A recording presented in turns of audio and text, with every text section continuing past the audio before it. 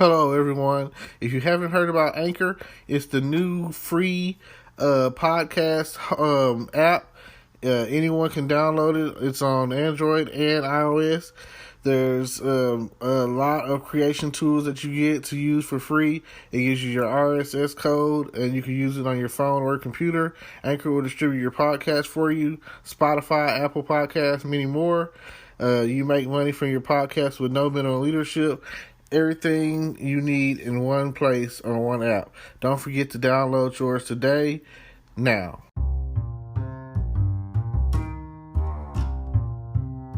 Hello, podcast world. Welcome to my channel. It is 2/23/2021 at 5:58 a.m. Welcome. Thanks for tuning in. And I don't know if you've heard about the storm that's been going on here in Texas. It's the worst thing ever. Texas weather is like the most unpredictable weather I ever come across in my life. I don't know if you know, but now you know. Okay, I'm here to talk about how many days without water can you survive. I don't understand. It's going on a week right now, and the whole city, I can't say the whole city because my mom has water. The apartment complex that I live in has gone a whole week without water. I'm just now making it back home. I got the call while I was away in Alabama at my friend's house, and I got the call saying that the pipes had busted and the water was flooding into the downstairs neighbor's apartment. So apparently the fire department came and shut down the water, and that's pretty much what it's been. Now, I get here Sunday evening around 7 p.m. and lo and behold, there's no water. And by the time I make it here, all the snow is gone. So, fortunately enough, I missed that. I didn't have to deal with that, the no snow factor. And it got to the point where they told me that it got to a negative 17, and they told me, my neighbor was saying, that's colder than in some parts of Alaska. Like, it's got a negative 17.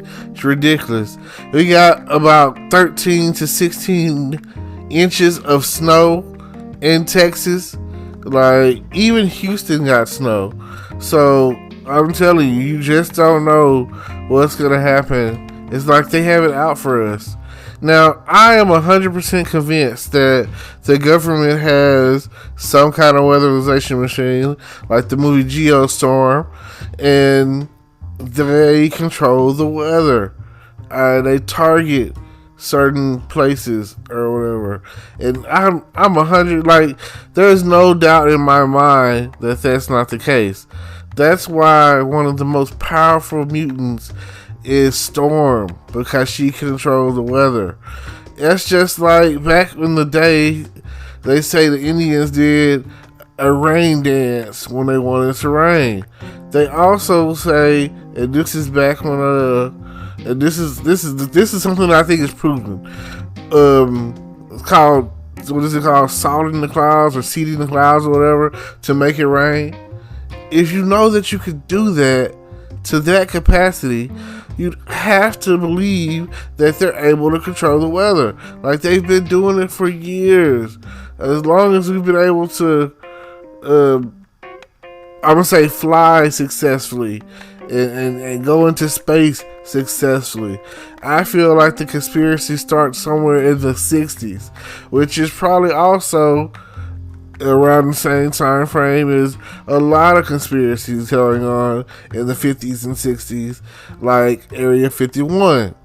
You believe me or you don't. And you're probably out there thinking like, oh my god, he's crazy. I don't believe it.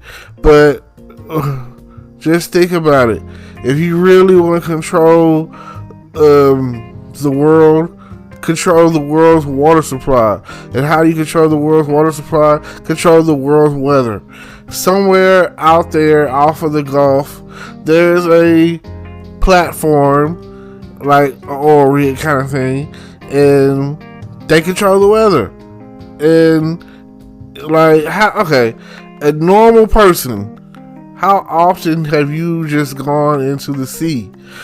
Even when you go down to the ports of Houston and you see all of those storage units or whatever, and they're getting and they're putting them on ships and everything, you don't know what's in that, No one does. They don't really open them up.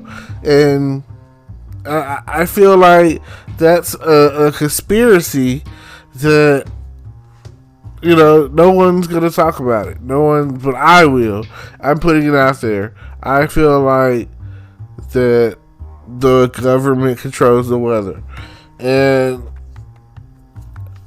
it just sucks. I mean, I grew up in the country where we didn't have water. We didn't have running water. We caught rain in buckets inside of the house. And there's very few who know what that's like. I mean, I have friends and family who know what that's like.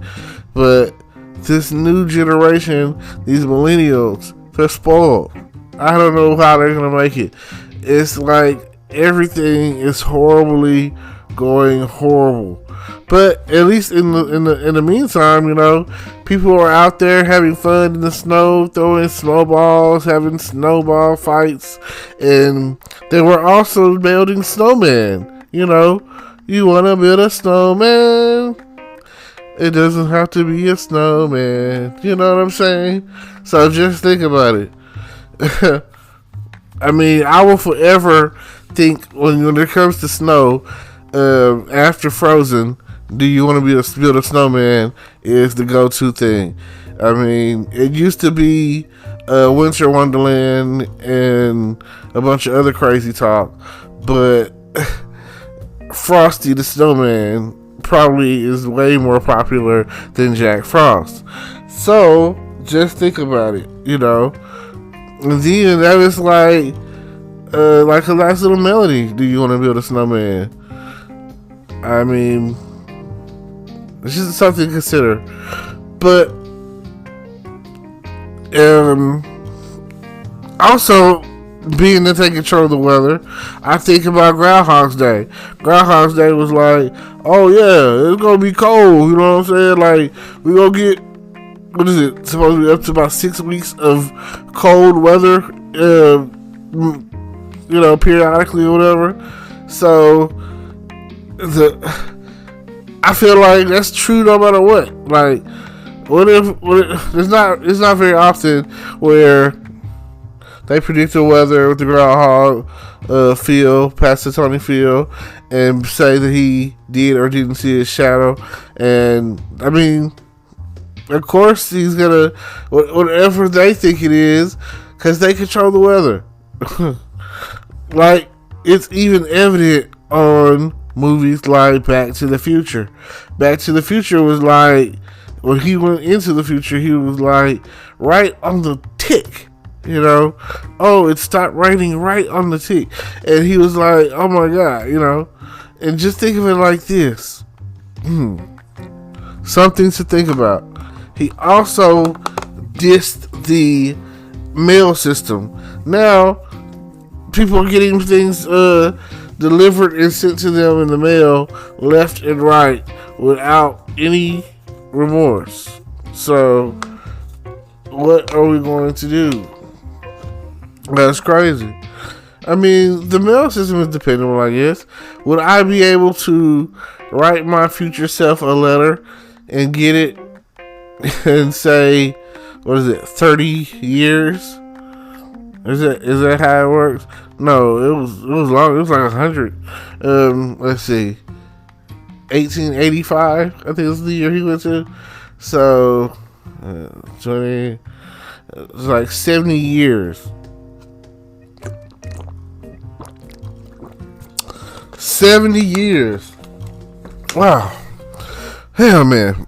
You gotta keep something to drink when you're talking, cause you get really thirsty. That's podcasting 101, everybody. Keep you something to drink. Sorry if you hear the gluck gluck sound, but our friends always say when it comes to drinking water, You gotta drink Priya water. That's where it's at. I got a friend, he sells water, and hey, he's got that Priya water.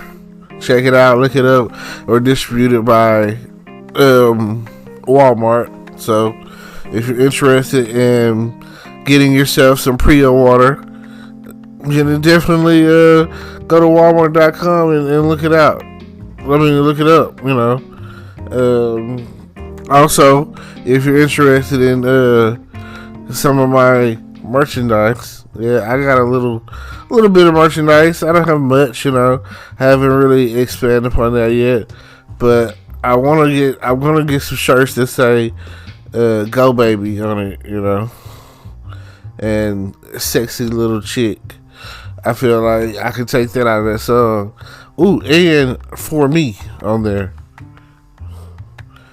It's the "For Me." Yeah, like I say, it's always good to take rap lyrics and turn them into songs. But yes, I have a system with dealing with this no water situation.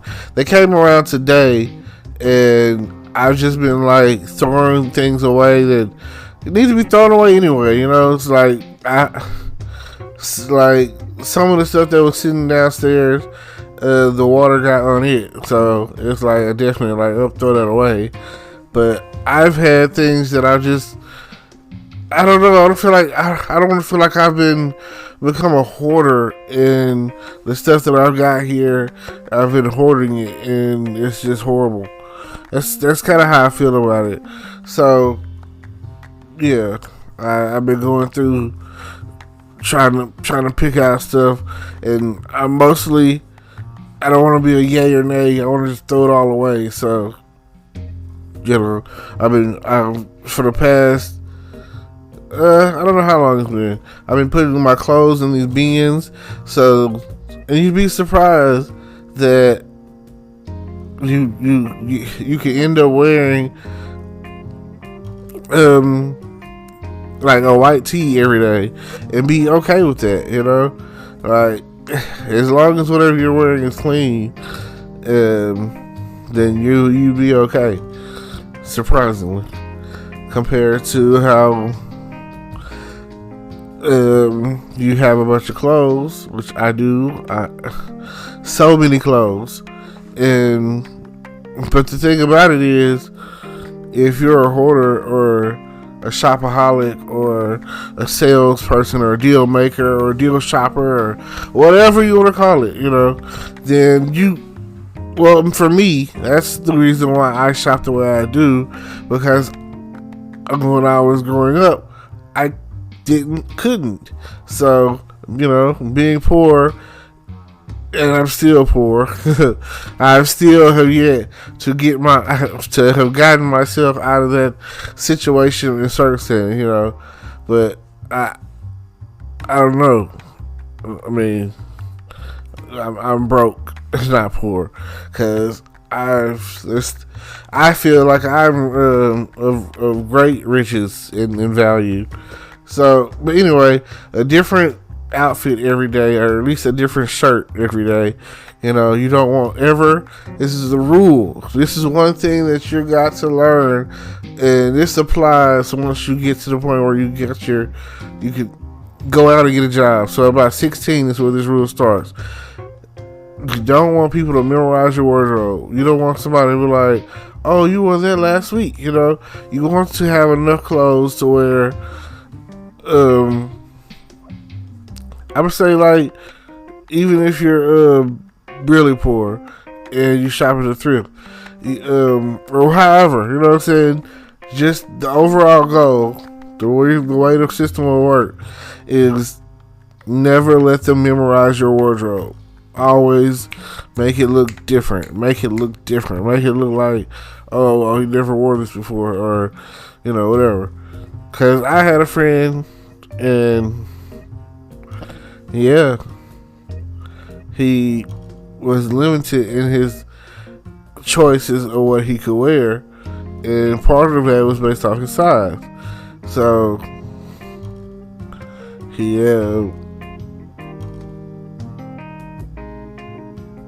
you know. So, like I say, the goal is to wear something different. It's like you don't want to go around, let's say a friend, a female friend or whatever, and you wear this shirt one day, and then you turn around and wear it the next time you go see her. You want something different, you know. If you wear the red shirt last time, you want to wear the blue shirt this time, you know. Like you don't want them to memorize your wardrobe. Now, the other thing about the side effects of this no water is I have a system with mine. I've just been peeing in the tub and going, you know, aiming for the drain, and I have pretty good aim. So now,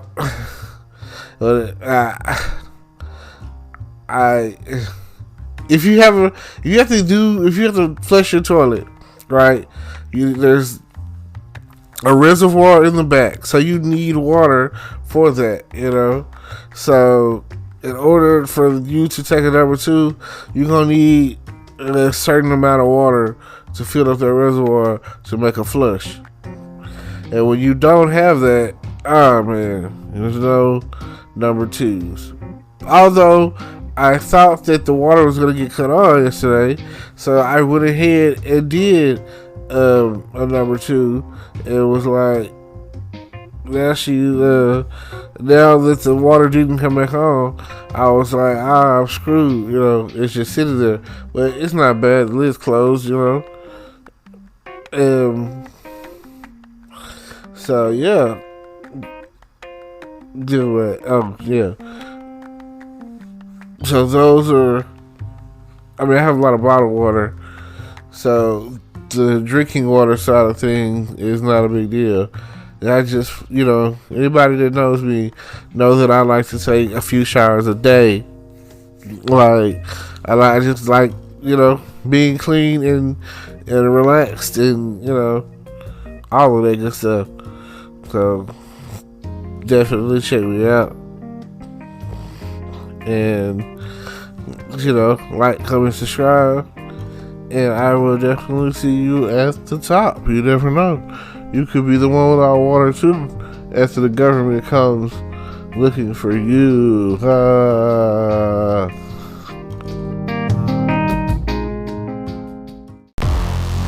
Hello, YouTube world. Welcome to my channel. Don't forget to like, comment, subscribe, and hit the notification bell so you can be notified when I drop hot content like this. And stay tuned for the next video.